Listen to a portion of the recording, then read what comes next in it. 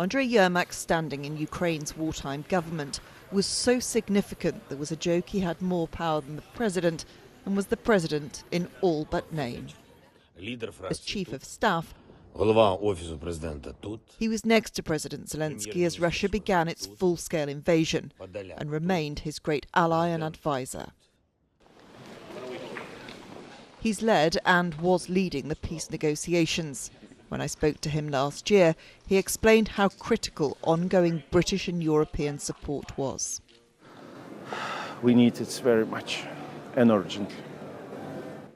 However, this morning before dawn, raids by Ukraine's anti-corruption agencies took the country's corruption scandal to the heart of the presidency.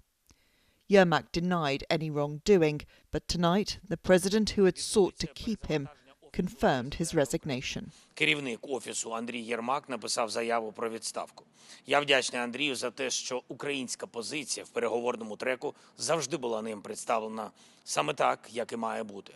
Завжди це була патріотична позиція. Але я хочу, щоб не було чуток і спекуляцій. There had been a growing sense that Zelenskyy should get rid of his all-powerful chief of staff as corruption rumours, all denied, came closer. You're very welcome. Thank you for having me. Thank you for coming, sir. Please. When the American envoy Danny Driscoll delivered the peace plan, which appeared to amount to a Ukrainian capitulation, the focus shifted, but there was no doubt this was a difficult, potentially diminishing moment for the president. Politicians from all parties are keen to avoid corruption claims compounding the crisis of war. Right now, everybody is trusting the president to deliver on the negotiations, with the front. But it's not like anybody forgot about what has happened, and it's not like after negotiations are over, whichever manner be it, they break down and we continue the war, or there is some sort of peace, people will get back to the issue of corruption. And I think that it has indeed very much weakened the support for the president because of all the people he brought into power.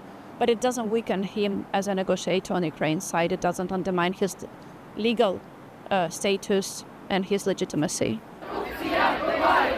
The corruption scandal, which has seen ministers and others accused of embezzling millions from Ukraine's energy sectors, has already caused Zelenskyy problems. Earlier this year, huge protests meant he had to go back on a plan to disband the investigating agencies. It was the first challenge to his leadership since the start of the full-scale invasion.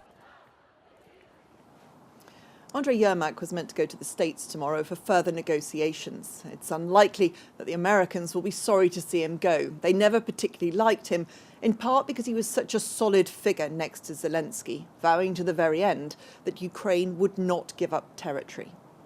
Internally, he was as polarising as he was powerful.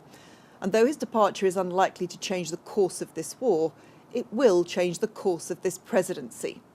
The hope for many here is that it does not destabilise it and actually allows for clear focus on the very, very significant issues ahead, the negotiations as to the course of the war and the future of this country. Emma Murphy, News at 10, Kyiv.